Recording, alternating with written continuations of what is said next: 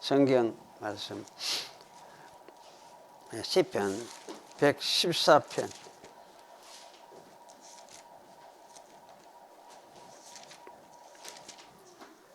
114편 오늘 짧은 시편입니다. 이스라엘이 애굽에서 나오며 야곱의 집이 방언 다른 민족에게서 나올 때에 유다는 여호와의 성소가 되고 이스라엘은 그의 영토가 되었도다. 바다는 이를 보고 도망하며 요단은 물러갔으며 산들은 수양같이 뛰놀며 작은 산들은 어린 양같이 뛰었도다. 바다야 네가 도망하면 어찌미며 요단아 네가 물러가면 어찌민고. 너희 산들아 수양같이 뛰놀며 작은 산들아 어린 양같이 뛰노면 어찌민고. 땅이여 너는 주 앞 곧 야곱의 하나님 앞에서 떨지어다. 저가 반성을 변하여 못이 되게 하시며 차들로 샘물이 되게 하셨도다. 여는 떠나가고 뛰고 뛰어놀고 하는 이런 표현들이 나오죠. 영토 또 바다 이런 거. 이거는 사실은 이제 이런 표현들은 하나님이 이스라엘에게 하신, 이스라엘을 선택하셔서 이스라엘을 자기 백성 삼으시고 한 것을 보고 하나님 앞에 이제 벌벌 떨어야 되는데 사실 떨지 않는 거예요. 떨지 않고 아니 마음대로 뛰놀고 놀리듯이 극하고 또 처음에 놀래가지고 이 땅 바다 요단 이런 것은 놀래가 물러갔는데 다시 올 준비를 하고 있고 그런 식의 어떤 태도들을 여기 이제 책망을 하면서 이런 것은 그 하나님을 대하는 태도가 아니다. 그럼 진짜 하나님을 대하는 태도는 무엇이냐 할 때 하나님 앞에 야곱의 하나님, 이스라엘 하나님 앞에 뜨는 자세, 떨지어다. 이래는 거 이제 이걸 그것이 하나님 앞에 하나님 하신 것을 보고 이제 하나님을 두려워하며 구원을 이루게 되는 태도다. 믿음의 태도다. 이제 그걸 이야기를 하는 것 같아요. 그래서 이 시편 114편이 짧은 것 같지만은 짧은 시편이 이게 무슨 말인지 무엇을 뜻하는지 문맥을 따라서 자세히 살펴보지 않으면 잘 이해가 되지 않습니다. 않는데 이런 어떤 문맥을 파악을 하고 좀 읽으면 이해가 될 것 같다 그런 생각이 듭니다. 그래서 요단아 네가 물러가면 어찌민고 하는 이것도 요단이 사실 물러가는 거는 물러가 가지고 저쪽 밀러가가 하나님 보고 하는 일 보니까 너무나 놀라가 도망을 쳐가지고 거꾸로 흘러간 거죠. 거꾸로 흘러가 저 벽을 쌓고 옛날에 출애굽할 때 그래가 서가 있다가 다시 돌아와서 다시 흘러가려고 지금 익하고 있는 그렇게 하나님한테 도전하려고 하는 이런 태도 그런 태도를 비유를 하면서 이게 이제 책망하는 그런 모습이고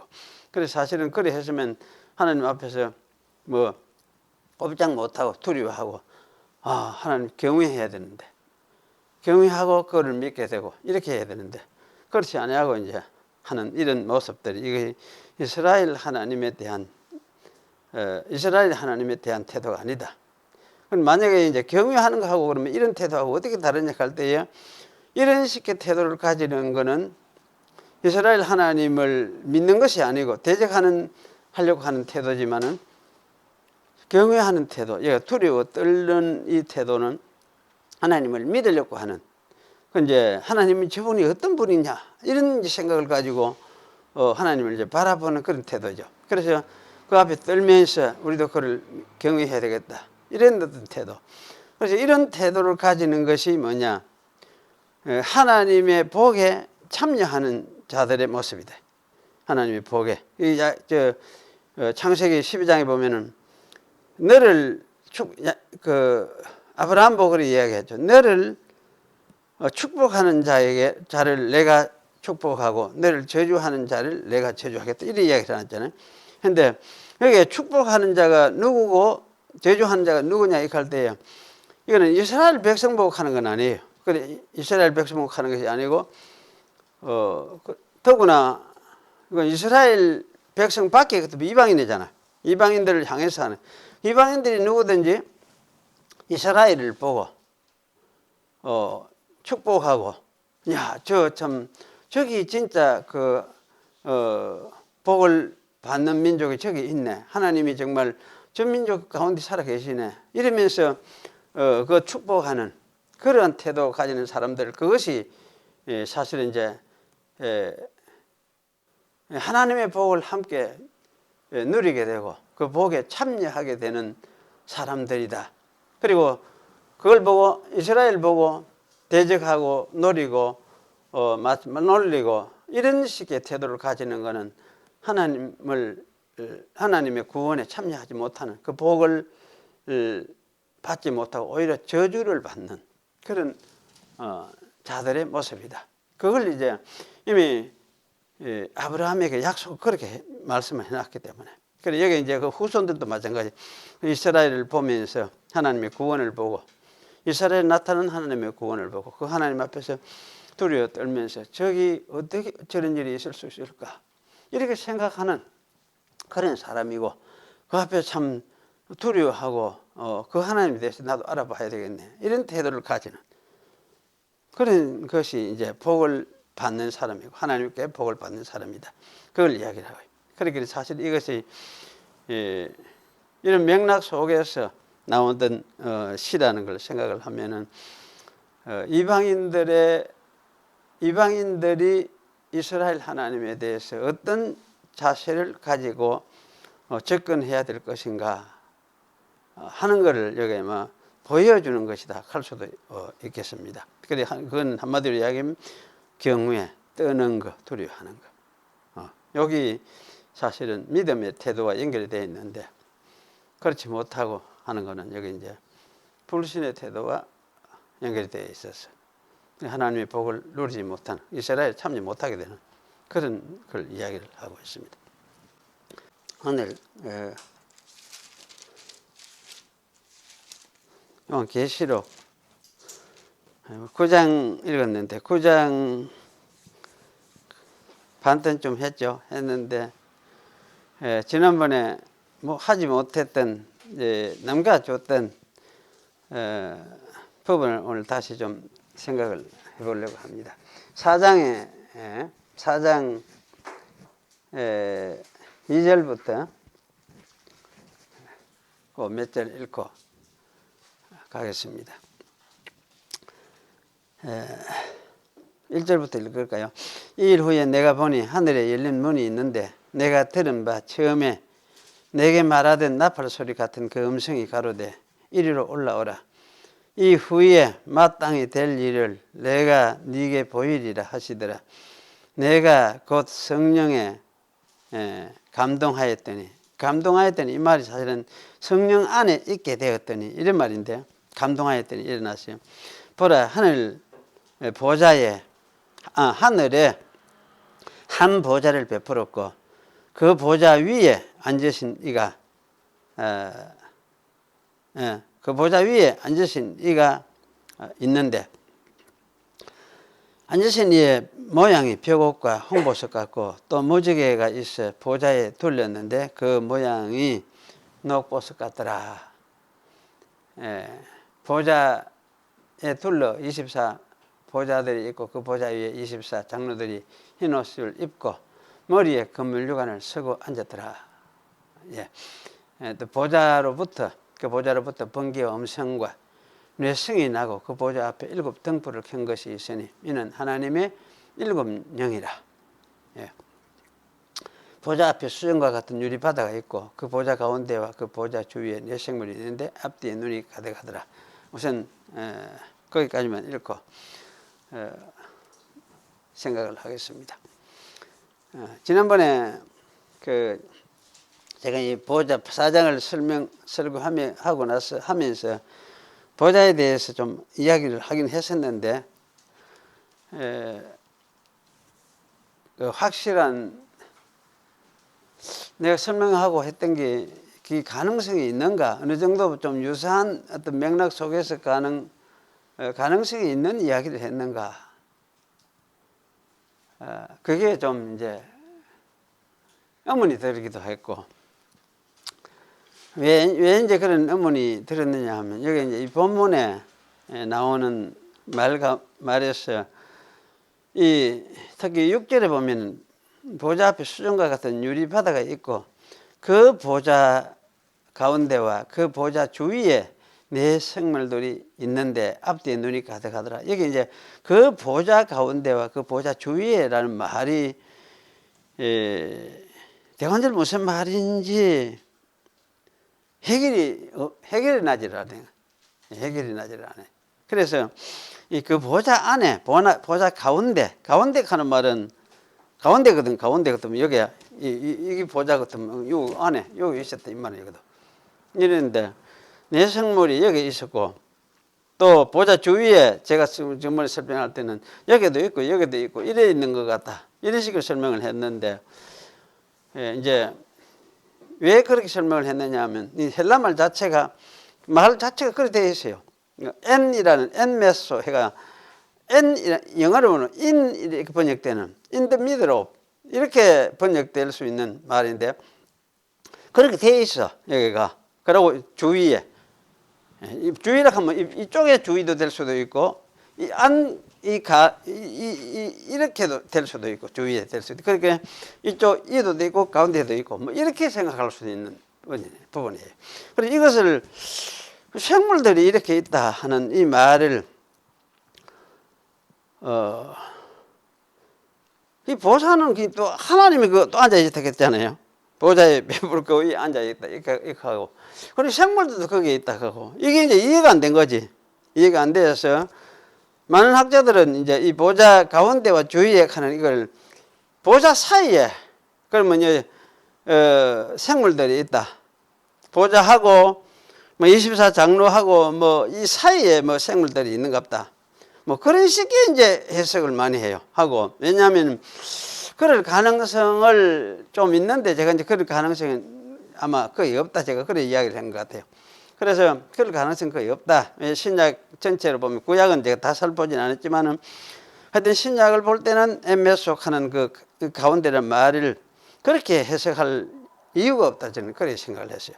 그래서 사실은 이거는 이 보좌가 뭘까, 이런 걸 의문을 가지면서 설교를 하기는 했어도 굉장히 좀 애매하고 이게 확신이 없고 좀 그런 것 같더라고요. 그런 것 같은데, 그것에 대해서 오늘 이제 우리가 좀 더 살펴보면서, 그럼 이제 적어도 요한 계시록 안에서 있는 것만 해도 보좌에 대해서 말하고 있는 것만이라도 좀 이해를 하는 것이 필요하구나. 보좌가 어떻게 서 있고 거기에 대고 이제 누가 거기에 앉아 있고 있는가를 이제 생각을 해봐야 되겠구나, 그런 생각이 들어져서, 그래야 이제 이 보좌의 어떤 용도, 보좌가 뜻하는 것을 무엇인가, 이것을 알 수가 있겠다는 생각이 들어졌습니다. 그래서 그 부분을 오늘 이제 좀 생각을 하고 우리가 가야 되겠다는 생각이 들어져서 오늘 이 부분을 좀 더 생각을 하겠습니다.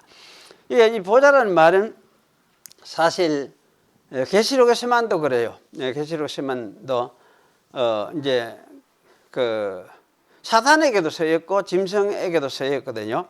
짐승의 보좌 또는 사단의 보좌 이렇게 이야기했는데, 이것은 이제 보좌라는 것은 단순히 그냥 앉아 있는 의자를 말하는 것만이 아니고, 이것은 그 앉아 있는 이가 다스리는, 통치하는 통치권을 이야기해요. 통치권을. 그러니까 여기 이제 이 의자에 누가 앉아 있느냐? 그럼 사단이 앉아 있으면, 아, 사단이 그 세계를 통치하는구나. 그곳을 통치하는구나. 그 나라를 통치하는 사단의 나라구나. 이걸 상징하는 거예요. 그런데 이 보좌에 하나님이 앉아 계시면은, 아, 이거는 누가 다스립니까? 하나님이 통치하는 나라구나. 이걸 보여주는 거예요. 그래서 사실은 이 보좌라는 것은 통치권을 말해주고 있는 것이 틀림이 없습니다. 일단. 그러면 이제 이런 관점에서 보면 사장에서 말하는 하늘에 보좌가 놓여 있으니까 사장에서 말하는 오늘 이거는 여기는 이제 하나님이 통치하는 통치를 세계를 이야기를 하는구나. 하나님이 다스리는 곳이구나. 이걸 이제 보여주고 있죠. 그래서 여기 보좌로 할 때는 사장에서 말하는 이 하나님이 보좌 할 때 이거는 하나님의 통치권 이것을 일단 강하게 제시를 하고 있고 여기는 하나님의 나라다. 거꾸로 말하면 하나님이 다스리는 세계다. 이걸 이제 보여주는 것이 일단 4장에서 말해주는 것이다 할 수가 있습니다.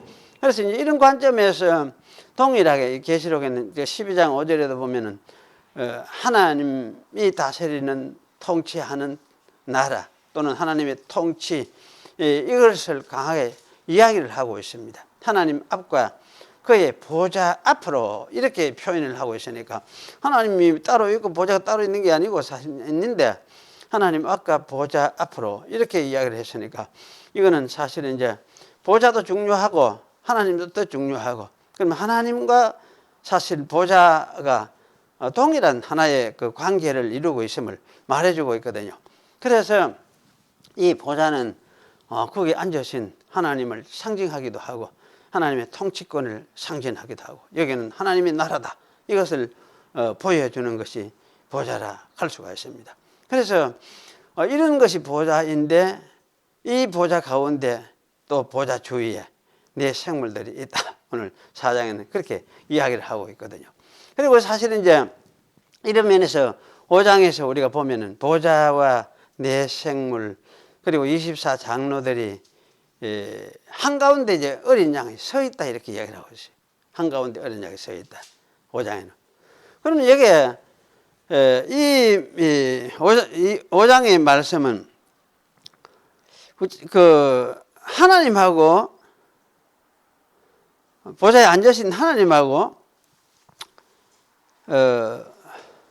내 생물은 아마 같이 4장에서 말한 그대로 한편이 되어 있는 것 같아요. 한편이 되어 있는데 하나님 4장에서는 보좌 위에 앉아 계시고 그 가운데 또 보좌 가운데 내 생물이 있다 했고 그럼 이런 상태로 나타나 있는 것이 5장의 상태인 것 같아요. 그래서 보좌하고 하나님하고는 한편이고 그 다음에 24장로는 맞은편에 또 이래 둘러 있는 것 같고 그런데 이 가운데 이제 어린 양이 서 있는 이런 모습으로 묘사되고 있는 것이 이게 5장이에요. 그래서 이건 참 그 장마다 조금 좀 특색이 조금 다르죠. 나타나는 모습이 약간 다르게 이렇게 나타나 있습니다. 그래서 이제 이런 거를 우리가 이제 감안하면서 좀 차이가 있구나 다르구나 하는 것도 우리가 생각을 해야 될 부분이기도 하고 그러면서 이제 7장에 가면은 7장 9절부터 11절 여기에 보면은 보좌에 앉으신 우리 하나님과 어린 양에게 있도다. 10절에는 하나님하고 어린 양이 보좌에 함께 앉아 있는 것 같은 느낌이 들죠. 7장에 보좌에 함께 앉아 있는 느낌이 듭니다. 그러면서 우리 하나님과 어린 양에 있도다. 이제 천사가 장로들이 내 생물 주위에 섰다가 보좌 앞에 엎드려 얼굴을 대고 하나님 앞에 경배한다. 이렇게 얘기를 하고. 그런데 이제 17절에 내려가 보면은 보좌 가운데 계신 어린 양이 또 보좌 가운데 계신 어린 양이 계세요. 그 가운데 어린 양이 앞에 4장 5장에는 뭡니까? 이 보좌에 나와가지고 또 좀 떨어져 있는 것 같은 떨어져서 장로들하고 하나님하고 그 중간쯤 어디 있는 것 같은데 여호와는 보좌 가운데 계신 어린 양 일어나세요. 그러니까 보좌 가운데 딸이 없잖아요. 보좌가 하나이면은 두 개가 아니거든. 하나이면은 가운데 있어 가운데 어린 양이. 그러면 하나님도 결국은 그러면 이 말은 무엇입니까? 보좌 가운데 누가 있는데 하나님도 계시고 또 어린 양도 여기 계신 거예요.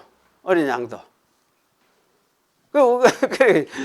같이 앉아 있는가, 어째 앉아 있는지 이제 그게 참 이제 궁금한 거죠. 우리 생각으로 하면은 보좌에 하나님도 계시고 하나님 아버지도 계시고 어린 양도 여기 계시는가, 앉아 있는가? 그러면 내 생물도 또 있는가? 이런 이제 복잡하게 헷갈리니까 학자들은 이걸 아무리 봐도 내가 주석을 봐고 요새 유명한 주석을 봐도 해결할 방법이 없는 거더라고. 해결할 방법이. 그래서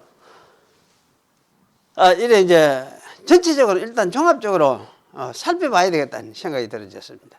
그래서 이제 이런 관점 보면은 일단 중요한 거는 핵심은 이미 판가름 나버렸어요. 나버렸는데 뭔가 하면 저 이제 이렇게 해서 보좌에 누가 있느냐 이렇게 할 때에 결국은 그 쭉 넘어가 8절에는 향단이 있죠. 향단인데 향단 앞에 이제 그 보좌 앞에 향단이 있다 이렇게 해놨고, 그래 이 향단은 사실은 이제 기도가 올라가는 성도들이 기도하는데 어떻게 기도하는지 보좌에 앉았으니까 이렇게 바라보는, 늘 주시하고 살펴보는 그런 것이 8장의 그 모습이에요.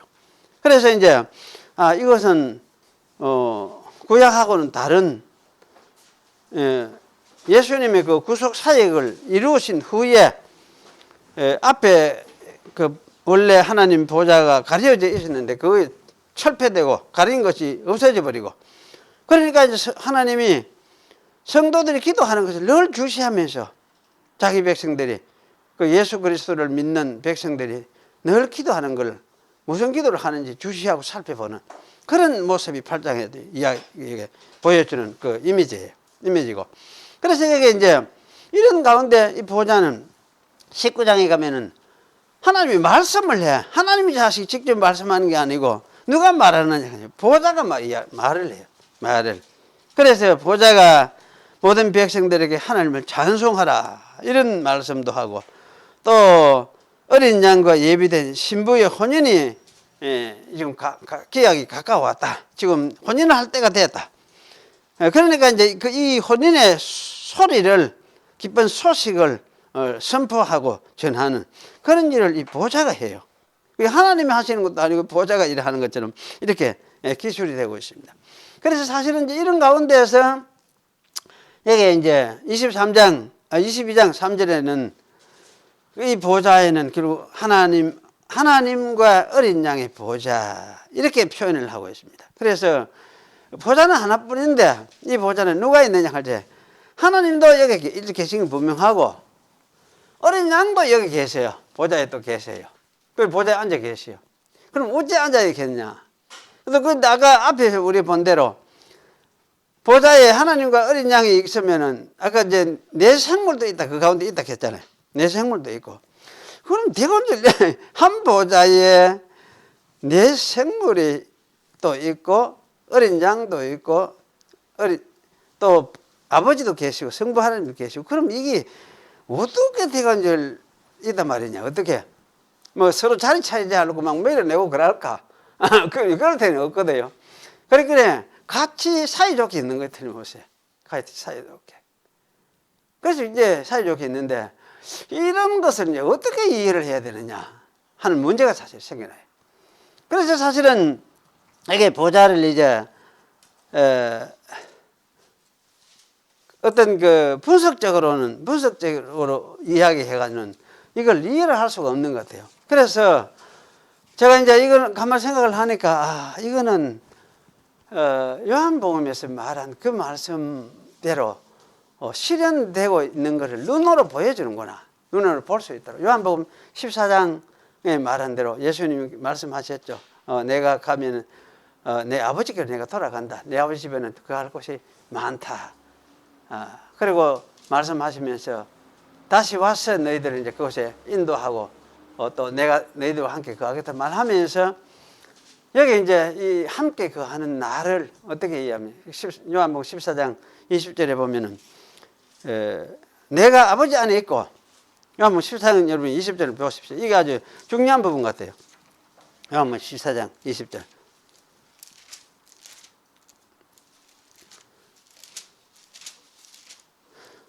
이게 우리가 수학적으로 생각을 하면은 수학이란 결국 이 물질 세계 이야기 아닙니까? 그러니까 이해할 수 없는 게 이제. 그런데 요한복음 14장 20절에 보면은 그날에는 내가 내 아버지 안에, 그러면 예수님이 아버지 안에지. 아내.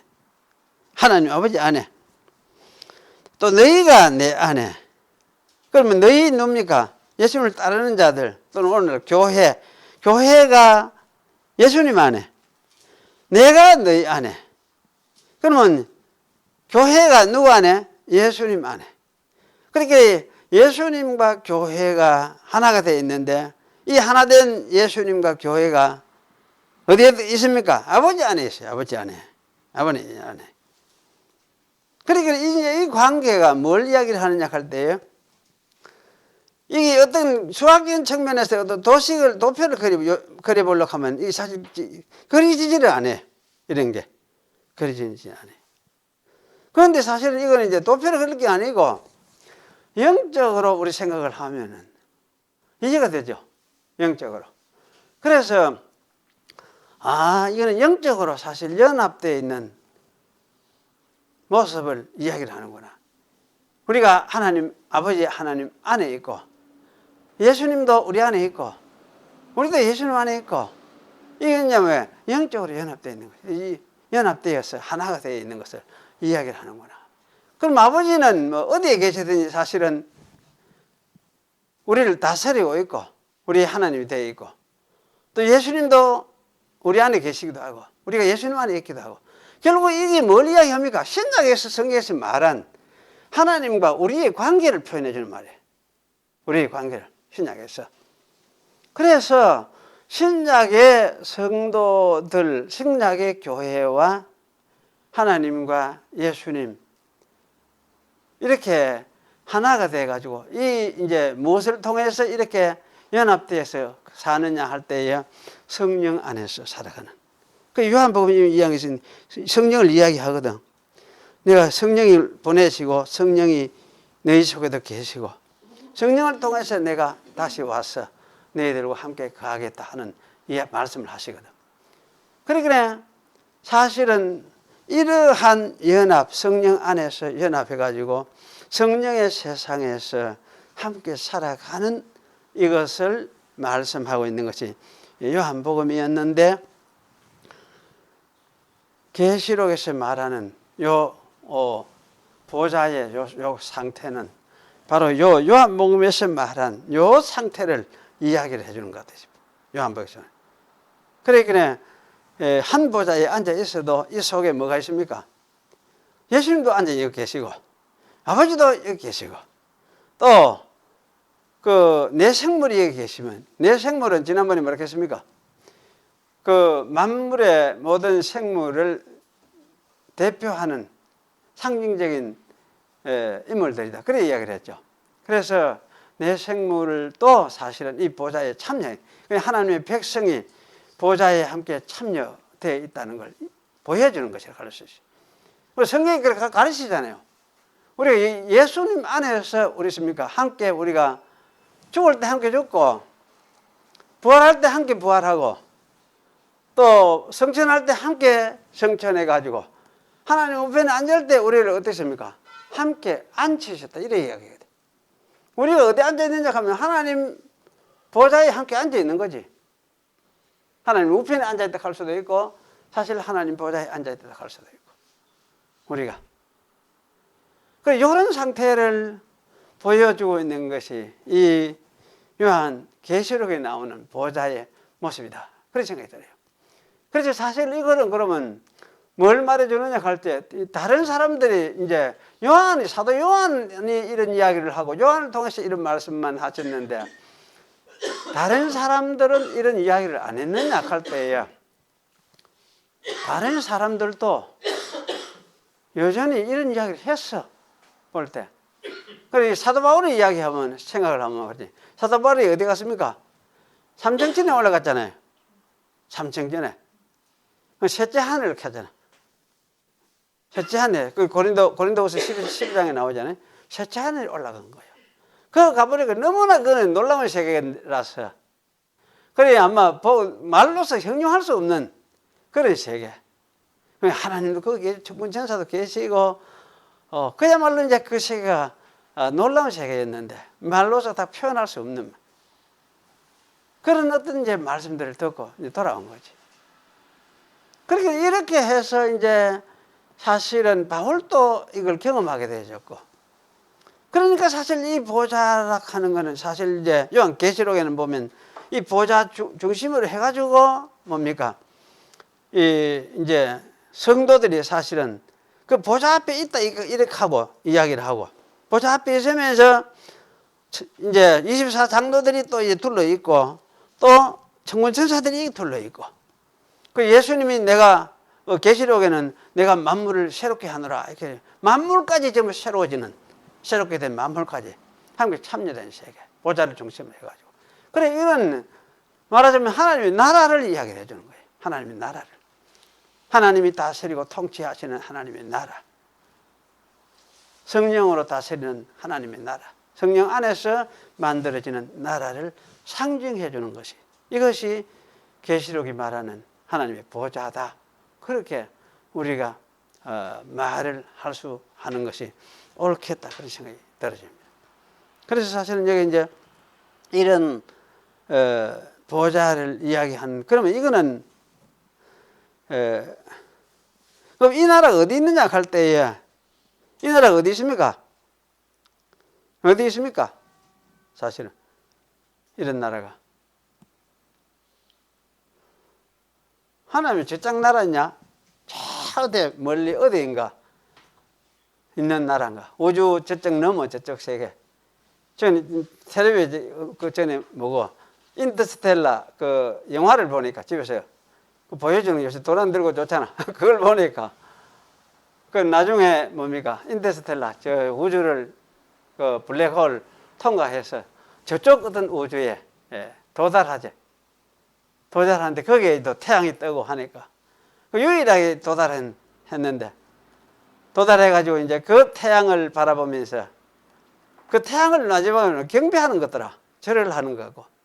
그러면서 여기서 이제 내가 살 나의 땅덩어리 이렇게 하면서 이제 살아갈 궁리를 하고 이런 걸 이제 봤는데, 사실 그런 류의 어떤 우주 저쪽의 어떤 나라인가? 그런 것 같지는 않다 싶어. 왜냐하면 사도 바울이 여기서 세상에 그 나라에 들어갔지만 몸은 어디 있습니까? 땅에 그냥 있어요, 이게. 그래서 내가 몸 안에 있었는지 밖에 있었는지 모른다, 이제까지. 그 몸이 어디 갔느냐? 몸이 여기 있는 거지. 있으면서 그런 세계에 들어간 거야. 그러니까 영이 들어갔다, 이거 할 수도 있지만은, 사실 영이 들어갔죠. 영이 들어갔다, 영혼이 들어갔다 할 수도 있는데, 하여튼 그런 세계가 몸을 여기 놔두고 이렇게 했으니까 그 영혼을 막 이렇게 끌어올리가 막 저쪽 세계로 데려가가 비준 건 아닌 것 같아. 그러니까 사실은 여기에 있으면서도 이 세계는 새로운 그 성령으로 다스려지는, 통치한, 하나님이 통치하시는 새로운 세계, 영적인 세계, 그것이 여기 있는 가운데서 여기 가까이 있으면서도 우리 사람이 느끼지 못할 뿐이지, 실제로 이제 이런 영적인 세계를 하나님께서 새롭게 하시면서 창조하시고 만드시고, 그럼 이게 이제 비로소 처음 창조한 것이 아니고 창세전부터 하나님이 계시던 것이지.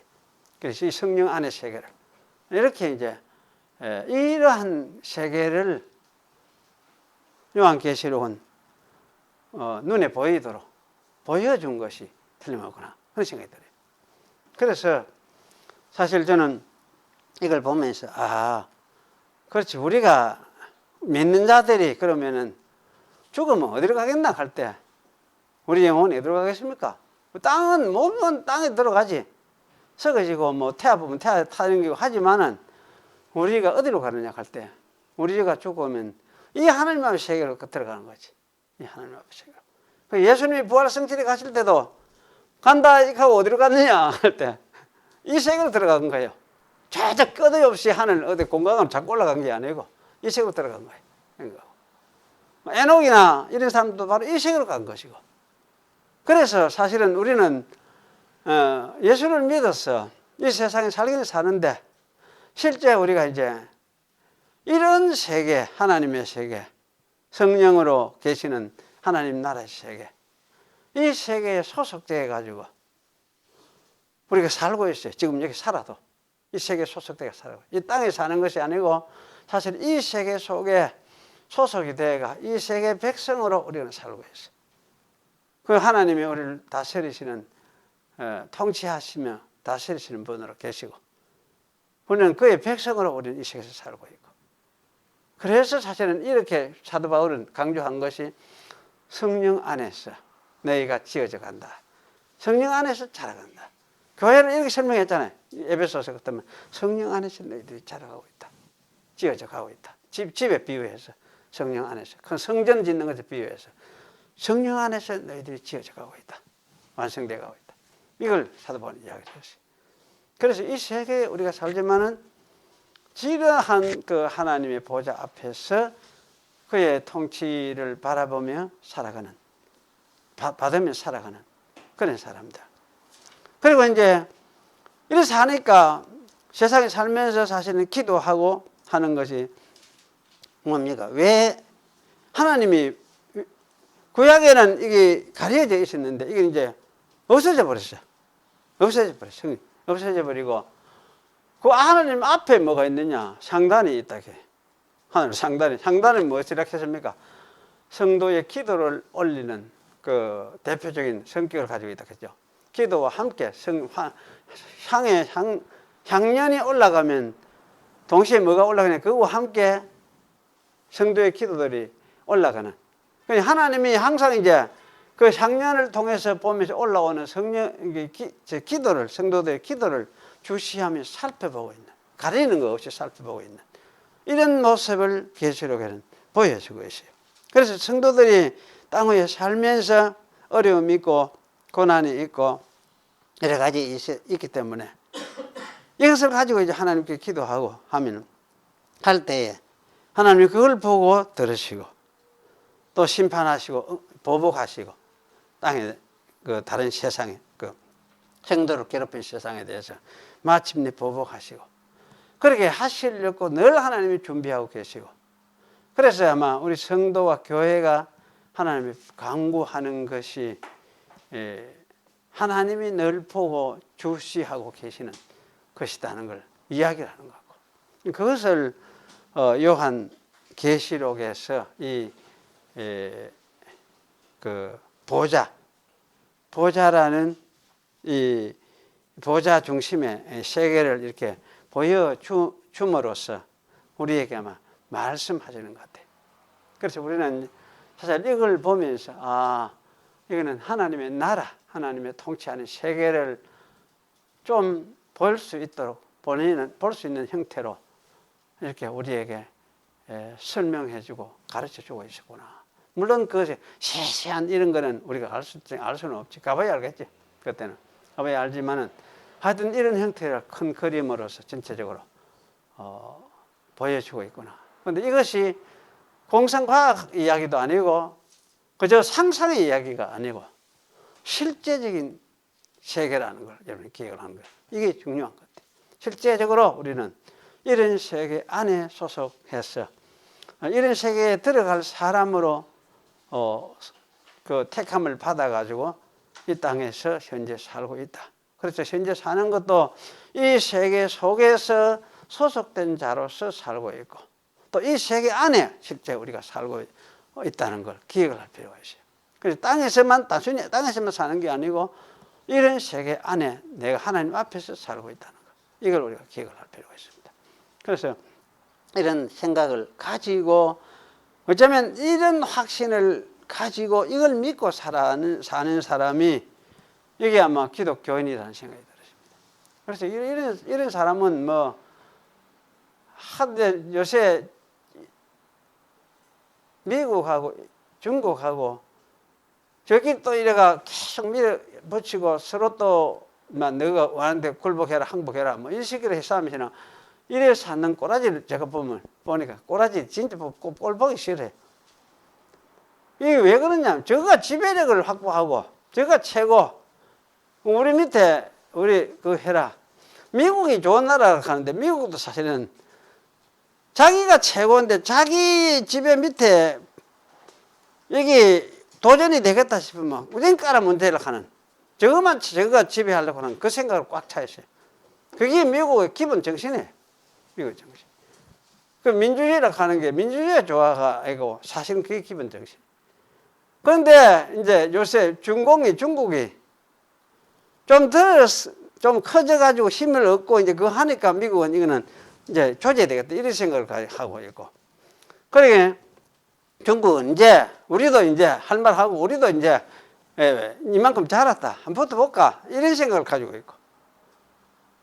그래서 사실은 두 나라 사이에 찡겨서 그 일본까지 세 나라 사이에 찡겼지. 미국도 이 제국주의, 이걸 제국주의라, 이 사고방식이야. 저거 황제라는 거예요, 황제. 중국도 마찬가지요. 저거 황제예요. 옛날부터 중국은 저거 황제, 동명이 황제. 그래서 지금 황제를 추구를 하고 있어요. 시진핑이가 황제처럼 지금 행동하고 있어요. 세계에. 어느 나라 다 우리한테 굴복해라. 우리말 들어라. 이런 식이지. 그런데 보편적인 생각을 가지고 그걸 하는 건 아니에요. 저거 시기에, 공산주의 저거 시기 사고를 가지고. 그걸 강요를 하지. 일본도 마찬가지예요. 일본도 마찬가지. 그 제국주의거든. 일본 뭡니까? 통치하는 이 사람들, 그 자유민주주의 절대 아닙니다, 그는. 백성들은 이 다스리는 통치하는 이 그룹에 들어갈 수가 없어. 왜? 백성들은 항상 저거 사는 그대로만 살 수밖에 없고, 위에 있는 저끼리 지금 가고 있어요. 이 누구냐, 이 사람들이 누구냐 할 때, 이게 이제 조폭들이에요. 옛날 사무라이들. 사무라이들이 후손들이 이게 이제 전쟁을 이렇게 해가지고, 그 아베 저거 할배, 이런 사람들이 전쟁을 일으켰잖아. 일으키고. 아베 저거 할배는 거의 싹 빠져버렸어. 전쟁 그거 할 때 전범으로. 아주 고급 전범입니다. 사형 받아야 되는데, 그거 빠져버리고. 그 무리들이 지금 일본을 지배하고 있어요. 그러니까 조폭 나라지. 그래가지고, 괴롭히는 걸 누가 괴롭혔냐? 우리나라 지금 괴롭히고 있어요. 우리나라. 방법이 없는 것 같아. 방법이. 그런데, 따지고 보면, 중국 사는 사람들은 보면, 중국에 사는데, 그 일반 백성들은 정치하는 거하고 별로 상관없어요. 자기들 자기 삶고 자기 해가 머리 먹고 살고 뭐 그거 사는데 그거 따라서 그냥 사니까 자기 통치하는 사람들이 공산주의를 하든지 뭐를 하든지 자기하고 상관없으니까 그 자기 사는데 큰 그거 없이 그냥 뭐 살아가니까 그 백성들은 뭐 우리 구태여 민주주의 좋다 할 필요가 없다는 거예요. 그 내가 중국 사람들 한국에 나와 일하는 사람들이 물어봤어요. 당신들 그 독재 아이가 내가 그게 좋나 이렇게 하니까 우리는 그런 거 아무 우리는 그게 없다고 얘기하더라고. 차라리 오히려 일방적으로 한 정치하는 사람 저거가 싹 알아서 싹 해주고. 그런데 이 한국에 나와 보니까 너무나 말이 많다는 거야. 너무나 말이 많다는 거야. 그러면 이것보다는 그거 훨씬 낫다 이거는. 자기 사는 데는 아무 문제가 없어. 아무 문제. 일본의 국민들은 마찬가지잖아요. 자기 사는 데는 아무 문제가 없어. 그러니까 또 투표하면 또 그대로 이거 너 해라. 이거 내 던져버린 거지. 그래 하고 뭐 끝나 맞아 말아버려요. 일본은 우리나라 옛날 괴롭히가 그래가 우리 이제 신사참배 반대하고 그래 하는 사람들 그렇게 괴롭혔다. 잡아 죽이고 괴롭혔다. 일본에 가서 교인들한테 이런 이야기를 해서도 듣기는 듣는다. 고개를 끄고. 듣기는 듣는데 눈만 뭐 이렇게 앉아가 듣는데. 그런데 이것에 대해서 어떻게 해야 될지 뭐 자기가 어떻게 좀 해야 될지 이것에 대해서는 아무 대답을 안 한대. 아무 대답을. 방법도 자기들 없고 옛날에 그러는 것 같다. 그래 이제 일본 사람들 교인들이 와가지고 보면 인사할 때는 한국 교회에 나가 인사하러 가면 식이 막 허리를 막 90도로 절을 하면서 막 미부인을 하고 그러면서 죄송하다 하면서 하기는 해요. 했는데 실제적으로 뭐 보상을 하라 뭐 이렇게 하면 그런 게 대해서는 전혀 그걸 안 해요. 응답이 없어요. 사실 할 수도 없잖아. 할 수도 없고.